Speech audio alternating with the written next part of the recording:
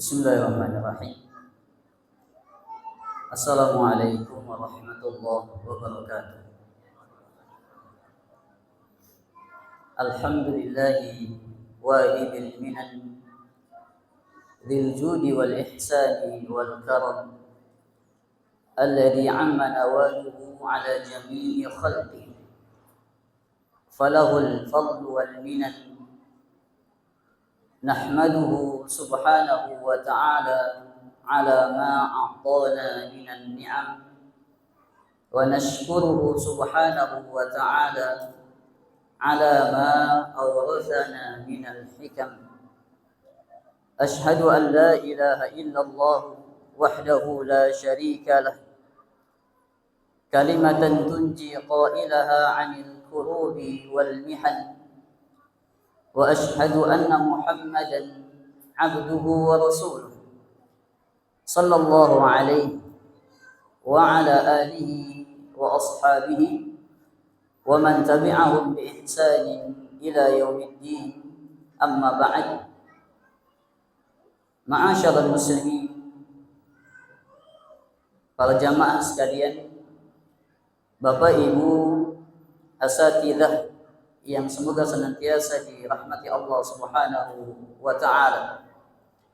Senantiasa kita bersyukur kepada Allah masih diberikan taufik dan hidayah untuk senantiasa memaksa diri-diri kita melakukan amal-amal soleh, karena tidaklah kebaikan itu kita lakukan melainkan dengan memaksakan diri. Oleh karenanya di dalam Al-Quran Allah mengingatkan, walladzina jahadu fina lanahdiyannahum subulana. Dan orang-orang yang sungguh-sungguh pada agama kami, maka kami akan tunjukkan, kata Allah Subhanahu wa ta'ala, jalan-jalan ibadah di dalam agama kami. Al-Imam Abu Hatim Ar-Razi rahimahullah, beliau menafsirkan ayat ini, beliau mengatakan ayat ini menunjukkan bahwasanya setiap kita apabila ingin mendapatkan petunjuk di dalam agama, maka harus memaksakan diri. Karena kalau kita menunggu semangat, maka entah kapan semangat itu datang. Kalau kita menunggu sempat, maka kapan sempat itu datang. Oleh karenanya beragama dengan memaksakan diri untuk melakukan ketaatan-ketaatan kepada Allah Subhanahu wa ta'ala. Bapak Ibu para jamaah dan asatidzah yang semoga senantiasa dirahmati Allah Subhanahu wa ta'ala, kami ke Bengkulu ini niat asalnya mudik saja. Nah, mudik mengunjungi dari mertua kami yang tinggal di sini, sekalian melihat-lihat tanah kelahiran. Tapi qadarullah wa masyafa'al, diminta untuk memberikan kalimah, satu kalimah atau dua kalimah di hadapan para jamaah dan para asatidzah. Di dalam bab taharah atau kitab taharah ada sebuah kaidah, idza wujidal ma' batalat tayammum. Kalau sudah didapati air untuk berwudu, maka batallah tayammum. Di masjid ini sudah banyak air yang bisa dipakai untuk berwudu, tapi jamaah masih menggunakan debu untuk bertayammum.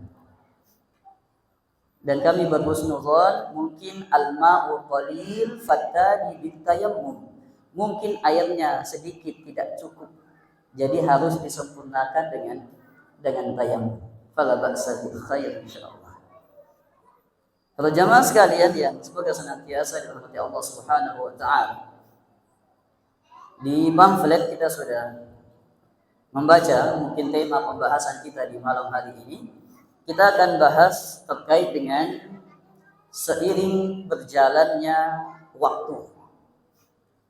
Kalau kita bicara tentang waktu sebagaimana tempat merupakan salah satu dari makhluk-makhluk Allah Subhanahu wa ta'ala. Ada waktu-waktu yang Allah istimewakan di atas waktu yang lain. Dan Allah yang paling berhak menentukan mana waktu yang lebih utama, mana waktu yang lebih istimewa. Makhluk tidak punya hak menentukan ini hari baik, ini hari buruk. Ini bulan baik, ini bulan buruk. Ini tahun baik, ini tahun buruk. Tidak punya hak. Yang punya hak menentukan waktu mana yang lebih utama, mana yang kurang keutamaannya, hanya Allah Subhanahu wa taala. Oleh karenanya di dalam surat Al-Qasas Allah mengingatkan, wa rabbuka yakhluqu ma yasha'u wa yakhtar ma kana lahumul khiyarah.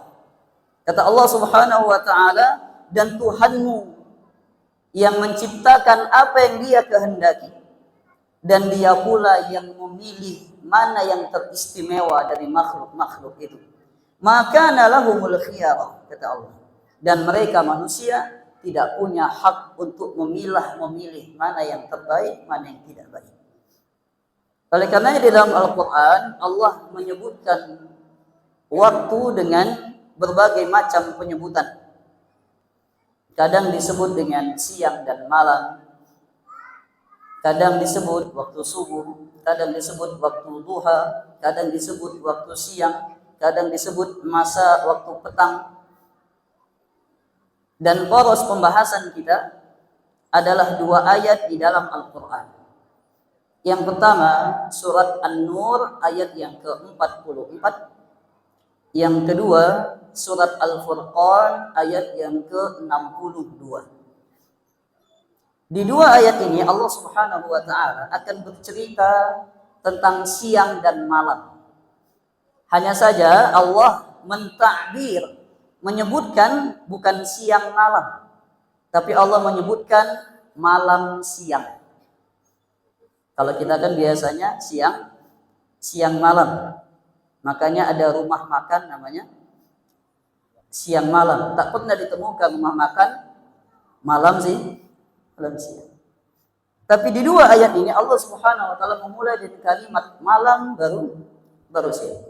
Kita mulai ayat yang pertama. Allah Subhanahu wa taala berfirman, yuqallibullahu al-laila wan-nahar. Inna fi dzalika la'ibratan liulil absar. Allah Subhanahu wa taala membolak-balikkan malam dan siang silih berganti.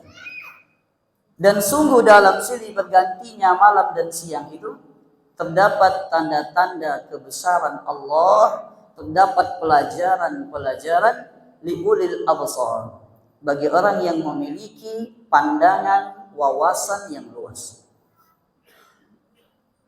Ini ayat pertama. Ayat yang kedua Al-Furqan ayat yang ke-62. Allah Subhanahu wa taala berfirman, wa huwal ladzi ja'ala al-laila wan-nahara khilfatan liman arada ay yadhakkara aw arada syukura. Dialah Allah Subhanahu wa taala yang menjadikan malam dan siang khilfatan, silih berganti.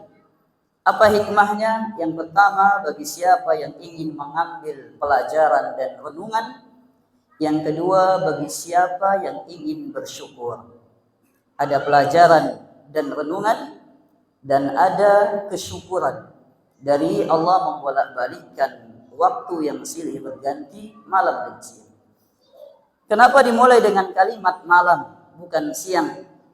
Karena khitab yang diajak bicara ketika ayat-ayat ini turun adalah bangsa Arab. Dan bangsa Arab mereka dikenal penanggalan mereka dengan penanggalan Qamariyah. Qamariyah dengan peredaran bulan, bukan dengan peredaran matahari. Sehingga mereka menghitung awal hari itu ketika masuknya waktu malam. Ini diantara i'jaz mukjizat Al-Quran. Allah berbicara sesuai kondisi siapa yang diajak bicara ketika itu. Para jamaah sekalian wal asatidzah rahimakumullah, dari 2 ayat ini Allah Subhanahu wa taala menjelaskan seiring berjalannya waktu yang ada di hadapan kita, bukan hanya sekedar waktu-waktu yang sifatnya dinikmati saja, Mungkin di negara kita mengalami 2 musim saja. Musim kemarau, musim hujan. Di sebagian negara mengalami 4 musim. Ada musim dingin, ada musim semi, ada musim panas, ada musim gugur.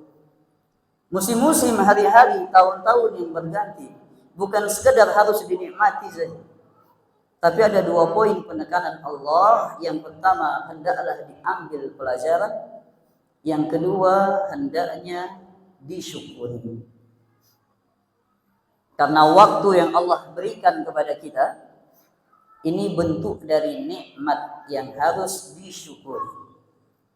Dalam riwayat Al-Bukhari dari sahabat Abdullah ibn Abbas radhiyallahu taala an, Nabi alaihi salatu wasallam menegaskan, ni'matani maghbunun fihi ma katsirun minan nas, as-sihhatu wal faragh. Ada 2 nikmat yang mayoritas manusia maghbun. Kita akan jelaskan apa itu maghbun.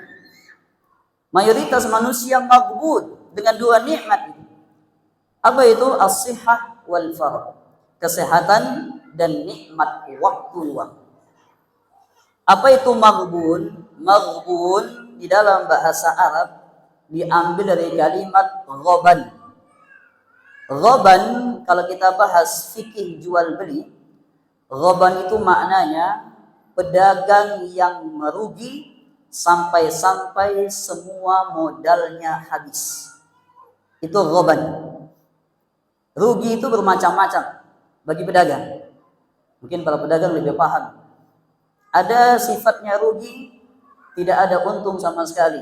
Modal saja terus putar-putar. Habis waktu, tidak ada laba. Dianggap merugi. Ada yang berdagang, modalnya hilang 10%. Itu rugi juga. Ada yang berdagang, hilang modalnya setengah tanpa ada untung. Dan ada yang berdagang, hilang modal 100% tanpa ada untung sama sekali. Ini disebut dengan maghbun, ghaban. Sehingga kata para ulama menunjukkan sehat dan waktu itu adalah ra'sul mal. Jam'i dzalika yaumut taghabun. Hari dikumpulkannya manusia di padang mahsyar, dan hari itu disebut dengan yaumut taghabun. Kenapa hari dikumpulkan manusia disebut dengan hari taghabun? Karena nanti di padang mahsyar akan tampak siapa yang untung, siapa yang rugi. Akan tampak siapa yang senang dan siapa yang iri. Karena ketika semua yang sudah berdiri di padang mahsyar, semuanya akan merasa rugi. Orang kafir merasa rugi dengan kekafirannya. Yang fasik merasa rugi dengan kefasikan, dan yang mukmin merasa rugi dikarenakan dulu di dunia banyak menyia-nyiakan waktu yang luang dan kesehatan yang diberikan Allah Subhanahu wa taala. Ma'asyiral muslimin wal asatidzah rahimakumullah. Ketika kita sudah tahu 2 hikmah penciptaan waktu, maka kita akan masuk ke poin pembahasan. Apa renungan yang harusnya kita pahami dari seiringnya berjalan waktu di tengah-tengah kita? Maka di kesempatan yang berbahagia ini kami akan sebutkan 4 renungan seiring berjalannya waktu. Renungan yang pertama, seiring berjalannya waktu, maka wajib kita meyakini akan datang masa kita akan sendirian. Akan datang masa kita akan sendirian. Mungkin saat ini kita hidup, kalau kita susah banyak yang menolong. Kalau kita dizalimi banyak yang membela. Kalau kita ditokohkan banyak penolong-penolong, pembela-pembela. Kalau kita sakit banyak dokter yang mau membantu kita. Ketika menjadi pemimpin, banyak yang wala, loyal kepadanya. Sekarang, tapi akan datang masa, akan datang waktu, seiring berjalannya waktu, kita akan sendirian. Ada sebuah kalimat yang bagus dari Al-Imam Ibnul Jauzi rahimahullah. Sebagian menisbatkan ucapan ini juga kepada Al-Imam Al-Hasan Al-Basri.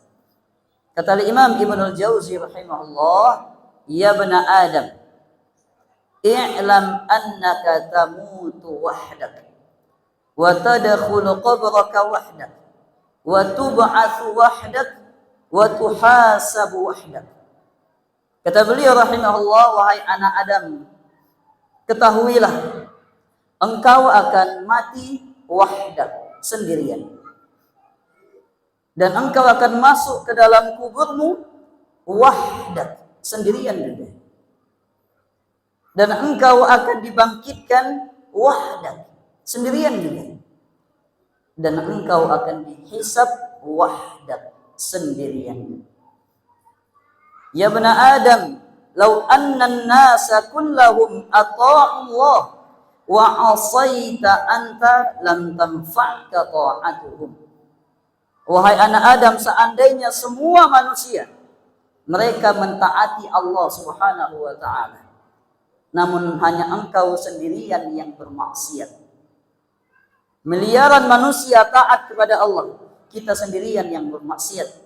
Lam tanfa'ka ta'atuhum, maka ketaatan miliaran orang itu tidak akan memberikan manfaat sedikit pun kepadamu, karena engkau akan mempertanggungjawabkan dirimu masing-masing di hadapan Allah.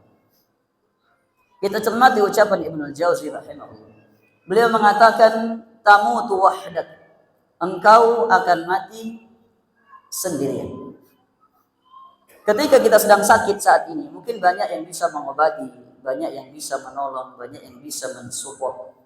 Tapi ketika telah datang sakaratul maut, kematian, maka dokter spesialis sehebat apapun tidak akan ada satupun yang mampu menolong. Dan Allah sudah tantang itu di dalam surat Al-Qiyamah. Kalla idza balagatit taraqiya wa qila man raq. Sekali-sekali tidak, kata Allah. Apabila nafas kalian telah sampai di kerongkongan, maka kata malaikat, qila man raq. Siapa yang mampu meruqyah dirimu? Siapa yang mampu mengobati dirimu dari sakitnya sakaratul maut? Dan tidak ada satupun dari orang yang berada di sekitar kita mau ikut bersama kita merasakan sakaratul maut. Ini maksud dari ucapan Ibnul Jauzi, engkau akan mati sendiri. Kemudian engkau akan masuk ke dalam kuburmu juga sendirian. Dalam riwayat Al-Bukhari dari Anas bin Malik, Nabi mengingatkan, yatba'ul mayyita thalatha, ahluhu wa maluhu wa amaluhu. Akan mengikuti jenazah itu ke pemakamannya 3 perkara. Keluarganya ikut, kendaraannya ikut, amalannya ikut. Wa yabqa fayattibu ithnani wa yabqa ma'ahu wahid. Akan pulang 2 dan yang tinggal cuma 1. Yadji'u ahluhu wa maluhu, keluarga dan hartanya kembali. Dan yang membersamainya itulah amalannya. Dan amalan yang membersamai itu hakikatnya itu yang dia sendiri lakukan ketika hidup. Wa allaysa lil insani illa ma sa'a wa anna sa'yahu sawfa yura. Tidaklah yang didapatkan manusia di kuburnya di hari kiamat melainkan apa yang telah dia usahakan dahulu di dunia, dan dia akan melihatnya nanti di dalam kuburnya dan di hari kiamat. Demikian wa tub'atsu wahdak. Setelah dikuburkan sendirian, yang tadi ketika dikuburkan secinta-cintanya anak kepada orang tua kepada anak, istri kepada suami, suami kepada istri, tidak ada yang mau langsung menemani di liang lahat. Mereka pasti pulang dan engkau akan dibangkitkan sendirian. Di sini para ulama menjelaskan apa maksudnya dibangkitkan sendirian. Bukankah kita ini kalau dibangkitkan semuanya, manusia yang pertama kali dibangkitkan adalah Nabi Muhammad sallallahu alaihi wasallam. Kemudian dibangkitkan Abu Bakar As-Siddiq, kemudian dibangkitkan Umar ibn al-Khattab. Kemudian Nabi pergi ke pemakaman Baqi', barulah dibangkitkan orang-orang yang dimakamkan di pemakaman Baqi'. Bukankah kita dibangkitkan beramai-ramai? Di hari kiamat dibangkitkan Abu Jahal, dibangkitkan Fir'aun, dibangkitkan Namrud, dibangkitkan semua orang, semuanya. Di dalam surat Al-Waqi'ah dijelaskan, "Qul innal awwalina wal akhirin lamajmu'una ila miqati yaumin ma'lum." Katakanlah manusia yang pertama sampai manusia yang terakhir, semuanya dikumpulkan di sebuah waktu, di sebuah tempat yang sudah dimaklumi. Itulah di hari kiamat di padang mahsyar. Semuanya dibangkitkan. Tapi kenapa Imam Ibnul Jauzi mengatakan engkau dibangkitkan sendirian? Kalau memang begitu, kita bingung nanti. Pas bangkit cuma sendiri, mana yang lain? Maka kata beliau, maksud dibangkitkan sendirian nanti di padang mahsyar, walaupun ramai, tidak ada satupun yang peduli dengan kita. Orang yang hidup di keramaian tapi tidak ada yang peduli, itulah hakikat dari kesendirian. Bahkan itu lebih menyakitkan. Mana yang lebih menyakitkan, Pak? Hidup sendirian di atas gunung atau hidup di tengah kota dengan ribuan manusia, tidak ada yang peduli dengan kita? Mana yang lebih menyakitkan? Sendirian di atas gunung atau di kota tak ada yang peduli? Yang lebih menyakitkan adalah hidup di keramaian kota tak ada yang peduli. Ini maknanya, dan ini sejalan dengan firman Allah Subhanahu wa taala di dalam surat Abasa, "Fa idza ja'atis sakhah yauma yafirrul mar'u min akhihi wa ummihi wa abihi wa sahibatihi wa banihi likulli imri'in minhum yawma idzin sya'nun yughni." Ketika tegak hari kiamat, dibangkitkan manusia, hari di mana seseorang itu berlari menjauh dari siapa? Dari saudaranya, dari ibu dan ayahnya, dari suami dan istri. Semuanya sibuk dengan urusan masing-masing. Kata Ibnu Abbas radhiyallahu taala anhuma ketika beliau menafsirkan ayat ini, kata beliau, yubassarunahum. Nanti di hari kiamat ketika dibangkitkan manusia itu yubassarunahum, saling melihat. Suami akan melihat istrinya, anak melihat orang tuanya, orang tua melihat anaknya. Cuma masing-masing tidak bisa berbuat apa-apa. Maka ini hakikat kesendirian ketika dibangkitkan. Bahkan orang kafir kalau bisa, mereka korbankan anak mereka, istri mereka demi menyelamatkan diri mereka. Yawaddul mujrimu law yaftadi min adzabi yaumi idzin bibani. Seandainya mereka bisa menjadikan keluarga-keluarga mereka menjadi tebusan azab di hari kiamat. Maka ini ayat yang menegaskan hakikat dibangkitkan karena tak ada yang peduli adalah dibangkitkan sendirian. Wa tub'atsu wahdak atau wa tuhasabu wahdak, dan engkau akan dihisab pula sendirian. Ini sejalan dengan riwayat Bukhari dan Muslim dari Adi bin Hatim radhiyallahu anhu.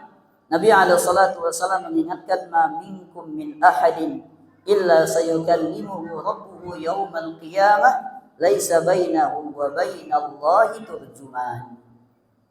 Tidaklah salah seorang di antara kalian melainkan nanti akan berbicara di hadapan Allah Subhanahu wa taala, tidak ada antara dia dan Allah penerjemah. Langsung dihisab satu persatu di hadapan Allah. Allah tidak butuh yang lain berbicara di hadapan Allah Subhanahu wa taala. Berarti hisab itu lama. Karena hisabnya satu.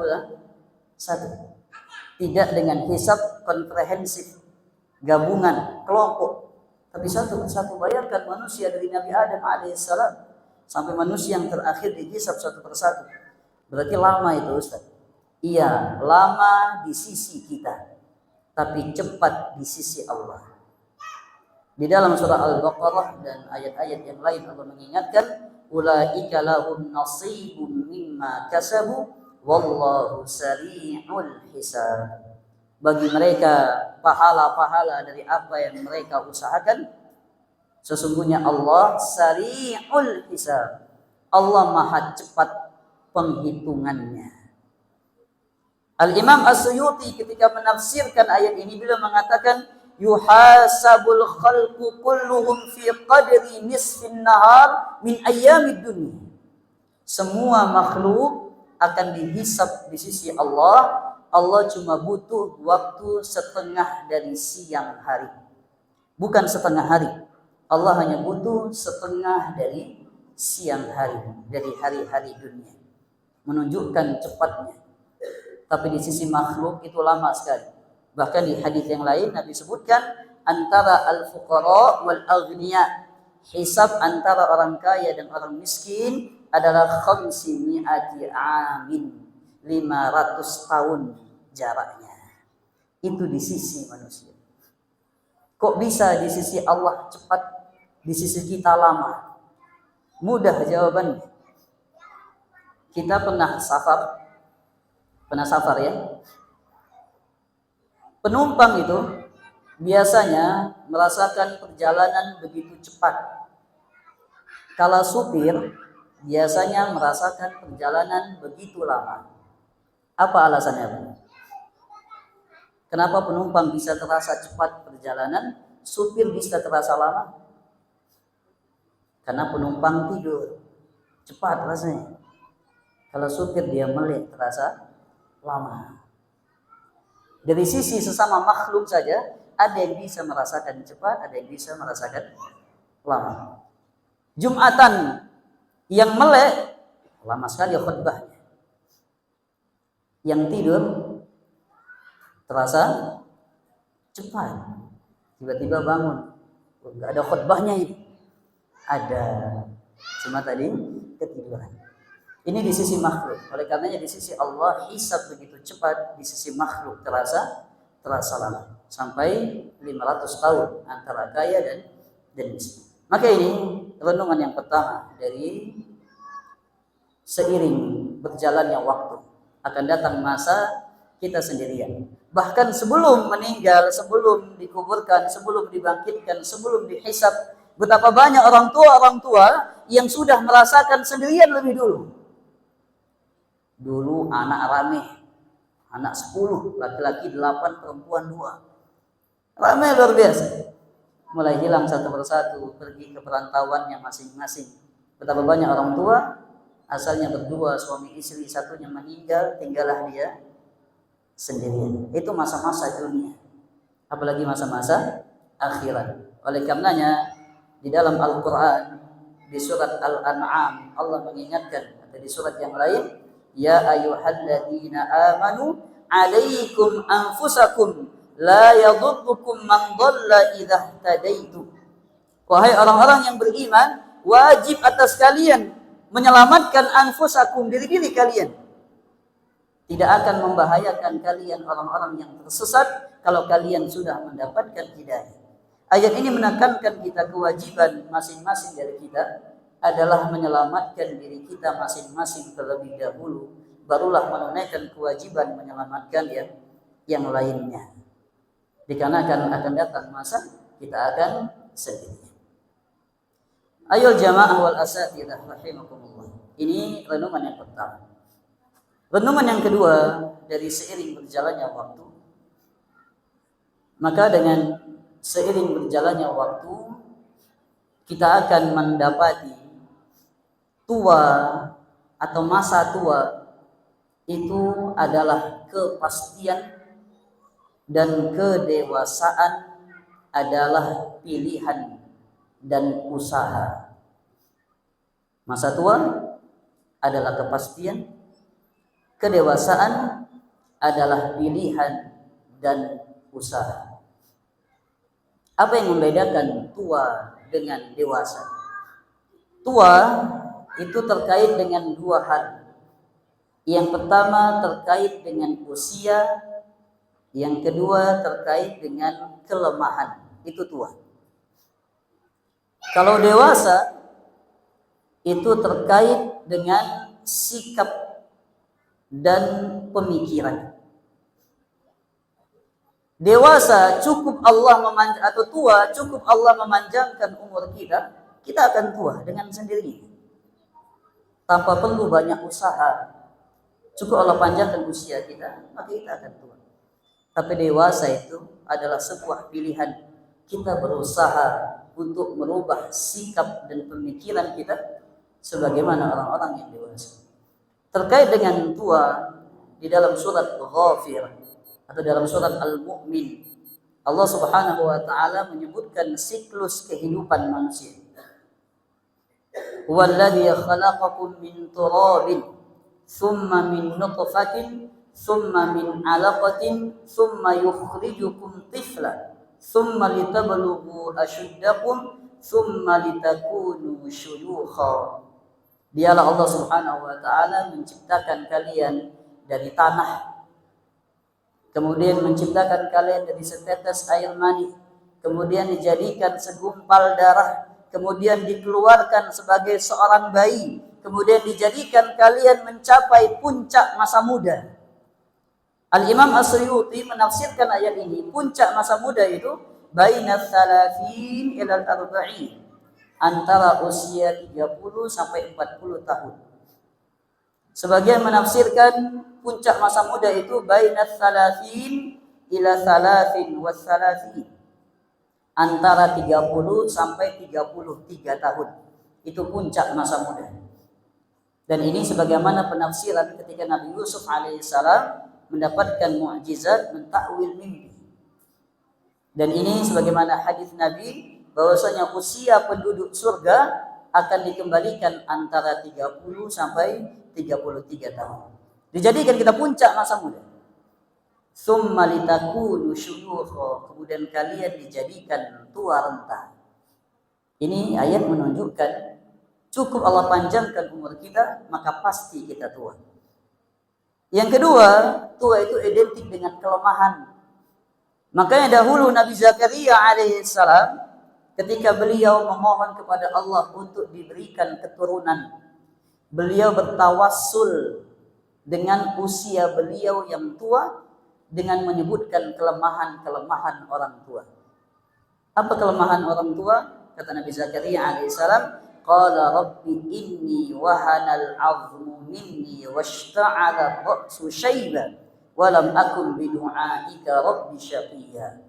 Wahai Tuhanku, sesungguhnya tulang-tulangku sudah lemah, kepalaku sudah bercahaya, sudah menyala-nyala, maksudnya ubannya sudah penuh, dan aku tidak pernah kecewa berdoa kepada. Maka ini tua. Adapun kedewasaan itu pilihan dan usaha. Sehingga seiring berjalannya waktu, kita jangan hidup mengalir seperti air, jangan. Kita harus punya usaha, punya daya, punya kesungguhan untuk menuju kedewasaan sebagai seorang muslim, sebagai seorang mukmin. Kalau kita lihat kisah-kisah para sahabat Nabi radhiyallahu taala anhu, banyak di antara mereka usianya belasan tahun, tapi pemikiran-pemikiran dan sikap-sikap mereka seperti orang-orang yang berusia 50-60 tahun, begitu matang. Di perang Badar ada seorang sahabat yang bernama Amr bin Abi Waqqas.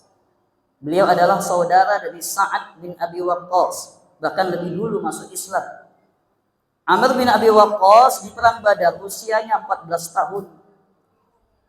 Dan syarat dari Nabi boleh ikut berjihad kalau sudah usia 15 tahun. Di bawah itu dilarang. Tapi Amr memaksa dengan kedewasaannya, dengan rindunya mati syahid, memaksa untuk ikut perang Badar, maka Nabi mengizinkannya. Dan beliau termasuk syuhada Badrin, salah satu orang-orang yang mati syahid di perang Badar. Di perang Uhud banyak sahabat-sahabat di bawah 15 tahun. Di antara kisah yang masyhur, kisah Rafi' bin Khadij dan Samurah bin Jundub. Rafi' bin Khadij usianya 14 tahun. Beliau mendesak Nabi, wahai Rasulullah, aku ingin ikut berperang, aku harus ikut. Bahkan beliau mengatakan, fa inni amni ka'anna ka'ayyamni syuyukh.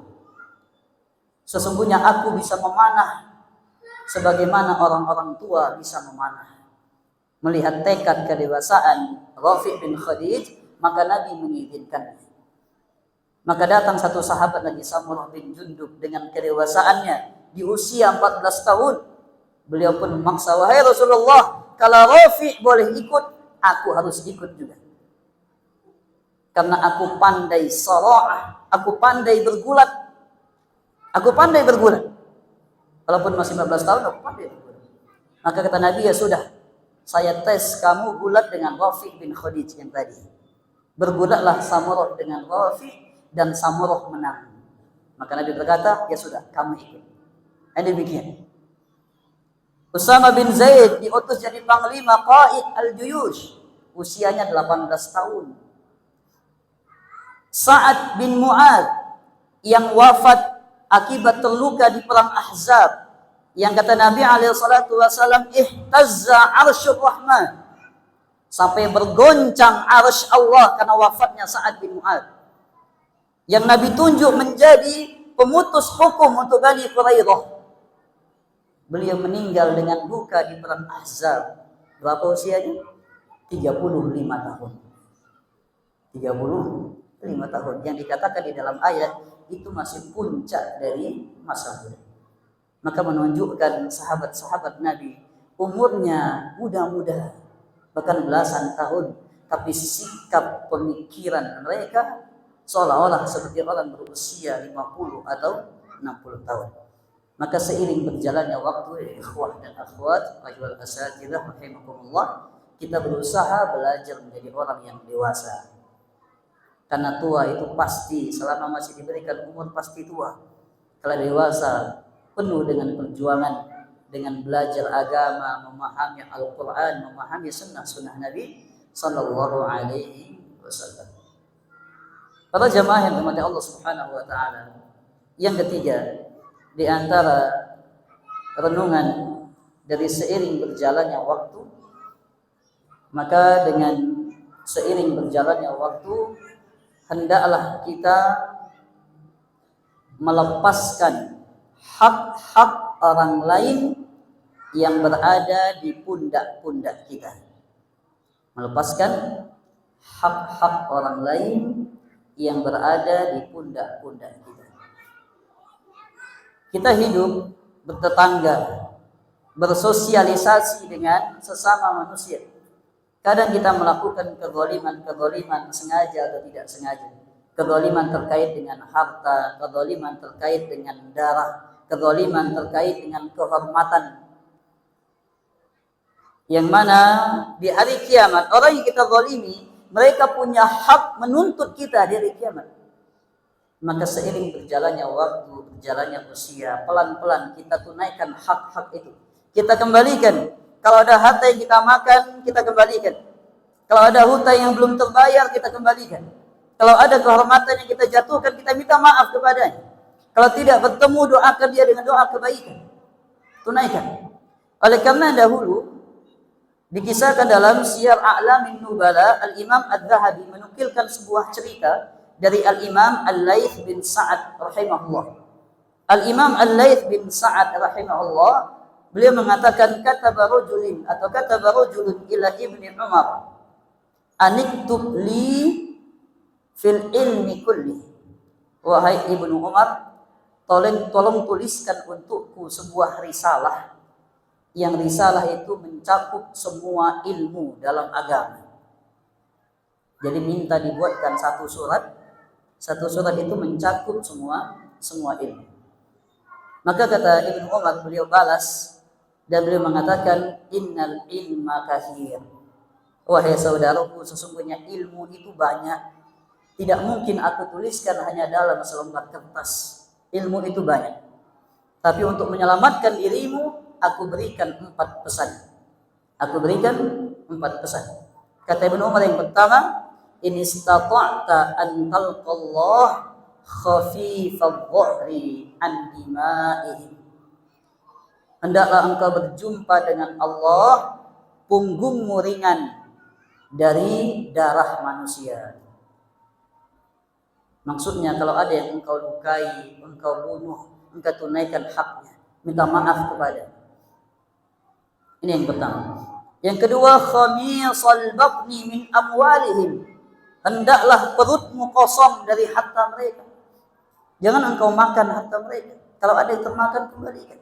Jangan sampai bertemu Allah masih ada barang haram yang dimakan.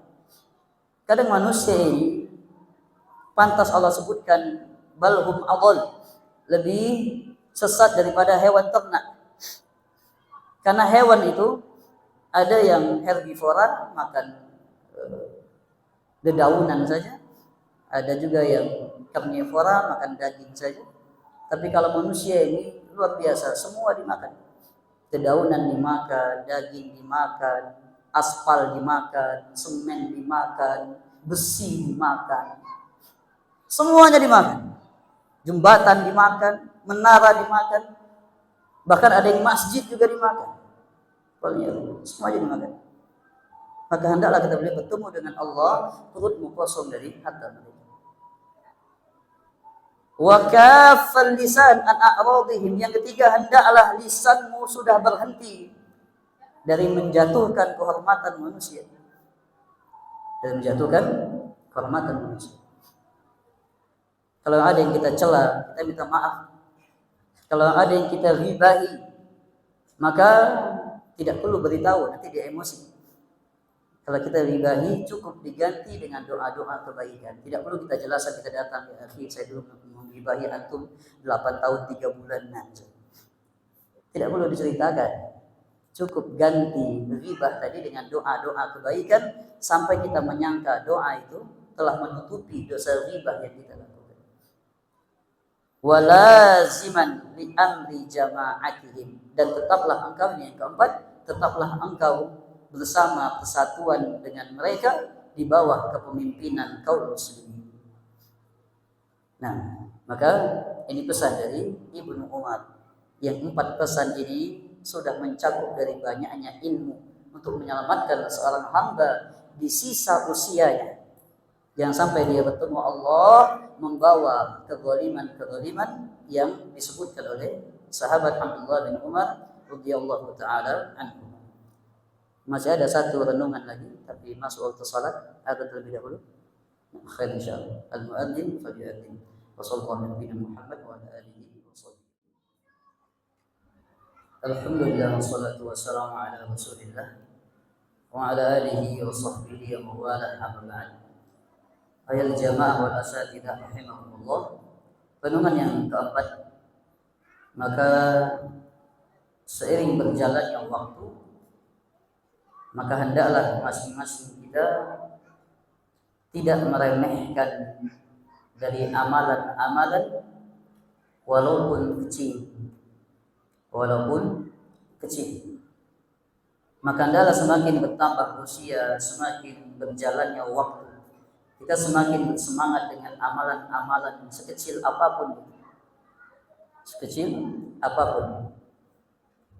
Dikarenakan seorang hamba, dia tidak tahu mana amalan yang bisa menyelamatkan dia dari api neraka dan mana amalan yang bisa memasukkan dia ke dalam neraka. Ada amalan-amalan yang tampaknya kecil tapi bisa menyelamatkan dari api neraka.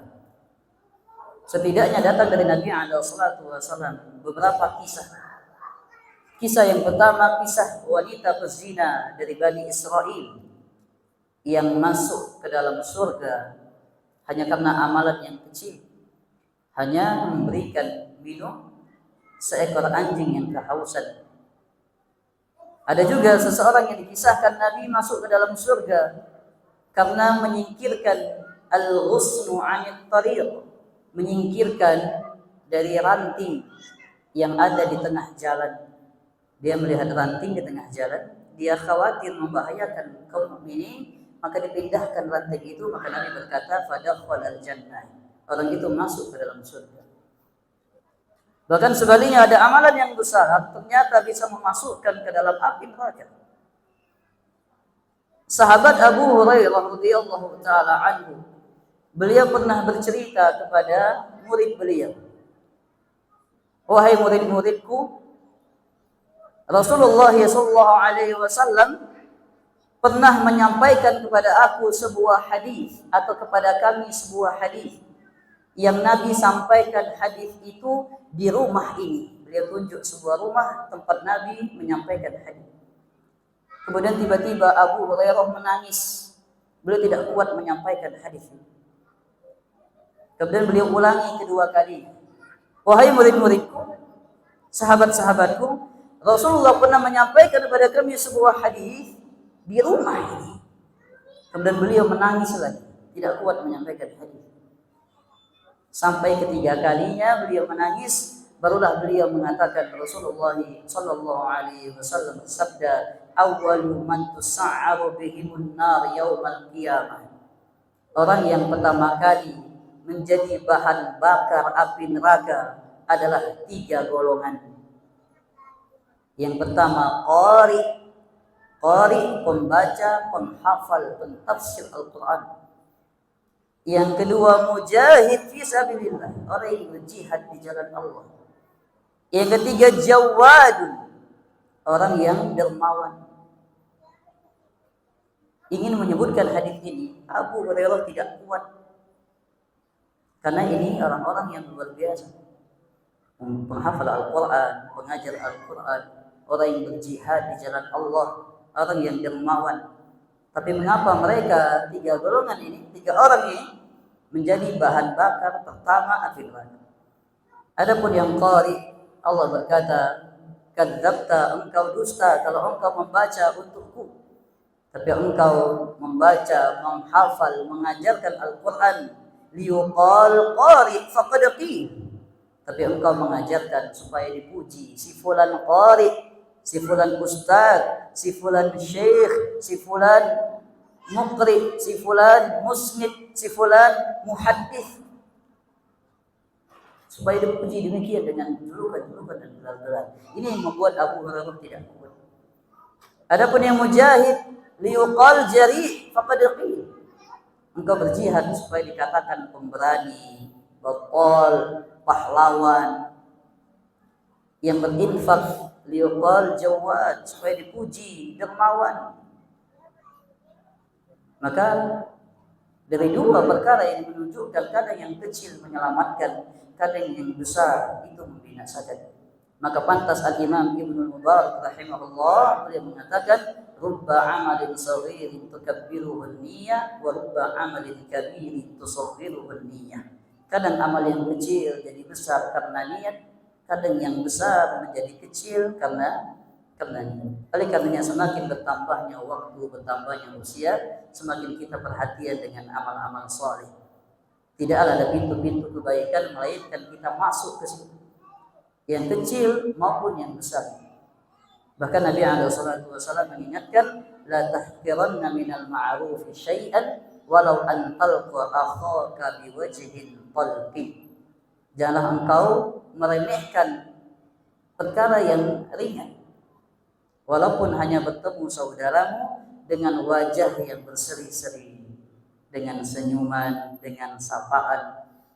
Jangan kalah dengan petugas pom bensin atau petugas Indomaret, Alfamart yang mereka terapkan 3S, senyum, sapa, salam.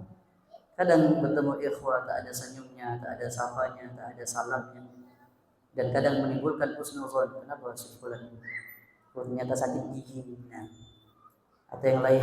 Maka ini dari amalan-amalan yang ringan yang bisa menjadi penyelamat dari kaum muslimin. Mungkin ini 4 renungan dari seiring berjalannya waktu.